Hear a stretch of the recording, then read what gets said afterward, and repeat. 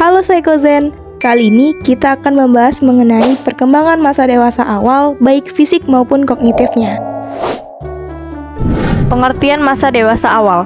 Masa dewasa awal adalah masa pencarian, penemuan, pemantapan, dan masa reproduktif, yaitu suatu masa yang penuh dengan masalah dan ketegangan emosional, periode isolasi sosial, periode komitmen, dan masa ketergantungan, perubahan nilai-nilai, kreativitas, dan penyesuaian diri pada pola hidup yang baru. Segala upaya dilakukan agar tidak bergantung lagi kepada orang lain, seperti yang diungkapkan oleh Erikson dalam Monks, Knorrs, and Haditono 2001, bahwa tahap masa dewasa awal itu yaitu antara usia 20-30 tahun. Pada tahap ini, manusia mulai menerima dan memikul tanggung jawab yang lebih berat. Pada tahap ini pula, hubungan intim mulai berlaku dan berkembang. Secara fisik, seorang dewasa awal menunjukkan penampilan yang sempurna dalam arti bahwa pertumbuhan dan perkembangan aspek-aspek fisiologis telah mencapai posisi puncak. Mereka memiliki daya tahan dan taraf kesehatan yang prima sehingga dalam melakukan berbagai kegiatan tampak inisiatif, kreatif, energik, cepat, dan proaktif. Ciri-ciri kematangan dewasa awal. Dewasa awal merupakan masa transisi dari masa remaja sehingga ciri-ciri perkembangan masa dewasa awal tidak begitu berbeda dari masa remaja. Ciri-ciri masa dewasa awal menurut Herlock tahun 1996 yaitu: yang pertama, masa dewasa awal merupakan suatu usia reproduktif. Masa ini ditandai dengan membentuk rumah tangga. Yang kedua, masa dewasa awal sebagai masa bermasalah. Setiap masa dalam kehidupan manusia pasti mengalami perubahan sehingga seseorang harus banyak melakukan kegiatan penyesuaian diri dalam kehidupan.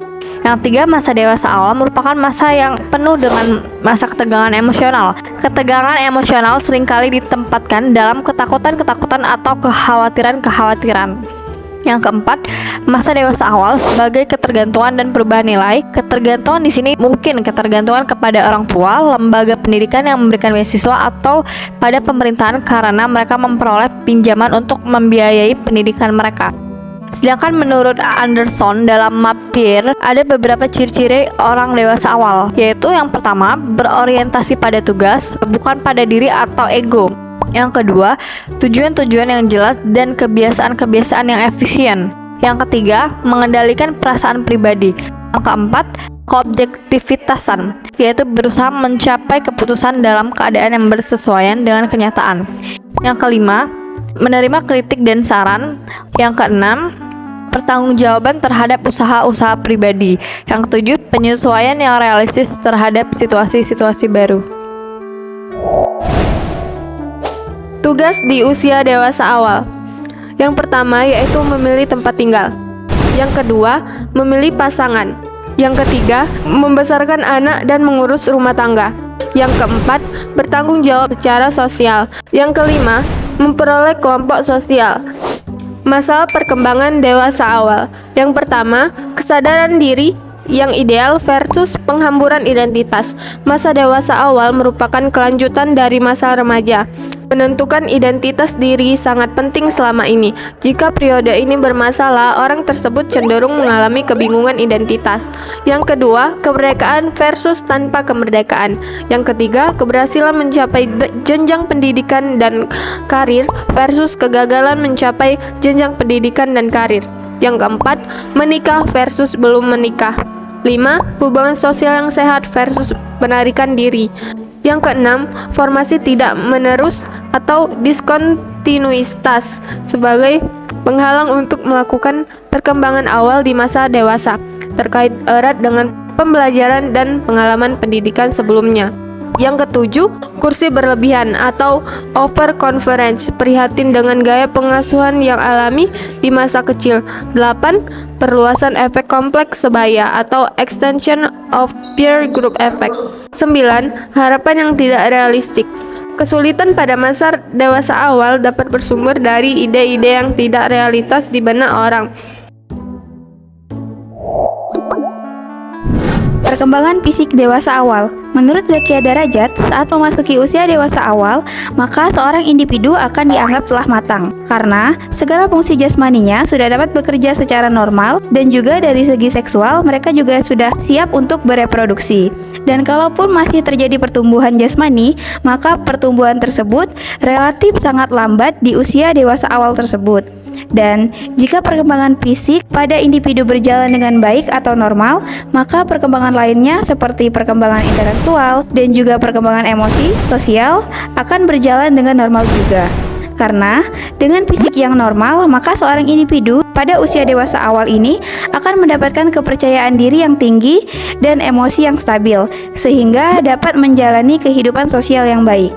Selanjutnya, menurut Cullen dan Thompson mengatakan bahwa perkembangan fisik individu itu memiliki 4 aspek, yaitu sistem saraf, otot-otot, kelenjar endokrin, dan struktur fisik. Untuk sistem saraf, perkembangan dan pertumbuhan sistem saraf ini mempengaruhi kecerdasan pada seseorang. Selanjutnya otot-otot, aspek otot ini terdiri mempengaruhi perkembangan dan kekuatan motorik orang secara individu. Selanjutnya kelenjar endokrin, pada kelenjar ini dapat menjadi penyebab munculnya pola-pola tingkah laku baru. Selain itu, kelenjar ini juga dapat menghasilkan beberapa hormon, yaitu adalah hormon testosteron dan juga hormon estrogen. Selanjutnya adalah struktur fisik atau bisa juga disebut tubuh. Ini mencakup tinggi badan, berat badan, dan juga bentuk atau proporsi badan.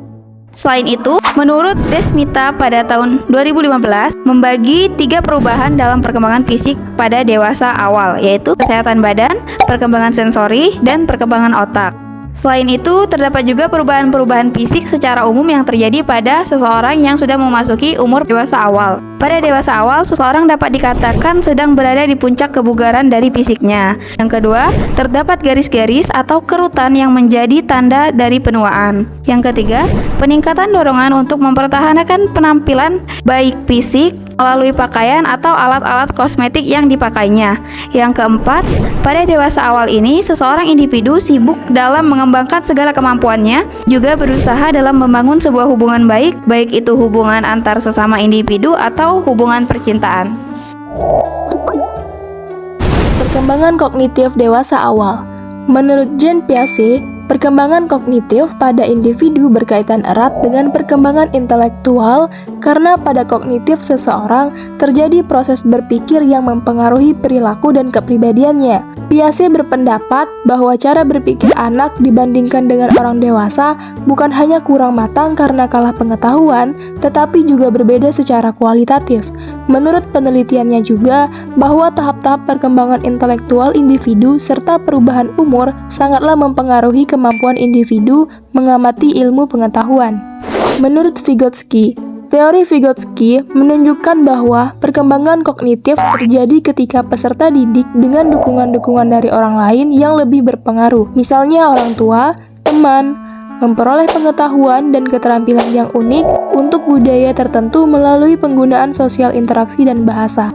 Adapun faktor-faktor perkembangan kognitif ada 6, yaitu yang pertama, hereditas atau keturunan. Kemampuan seorang manusia cenderung merupakan warisan atau keturunan pembawa yang ditentukan oleh ciri yang dibawa sejak lahir. Yang kedua, lingkungan. Perkembangan manusia sangatlah dipengaruhi oleh lingkungan hidupnya. Yang ketiga, kematangan. Fisik ataupun psikis seseorang dikatakan matang apabila telah mencapai kesanggupan dalam menjalankan fungsinya masing-masing. Yang keempat, pembentukan. Pembentukan adalah segala keadaan di luar diri seseorang yang mempengaruhi perkembangan intelijensi. Yang kelima, minat dan bakat. Minat mengarahkan seseorang kepada suatu tujuan dan merupakan dorongan bagi perbuatan tertentu. Bakat seseorang mempengaruhi tingkat kecerdasannya. Yang keenam, kebebasan, yaitu kebebasan manusia untuk berpikir yang berarti bahwa manusia itu dapat memilih metode tertentu untuk memecahkan masalah-masalah yang ada. Demikian yang dapat kami sampaikan, semoga bermanfaat dan sampai jumpa di lain kesempatan. Terima kasih.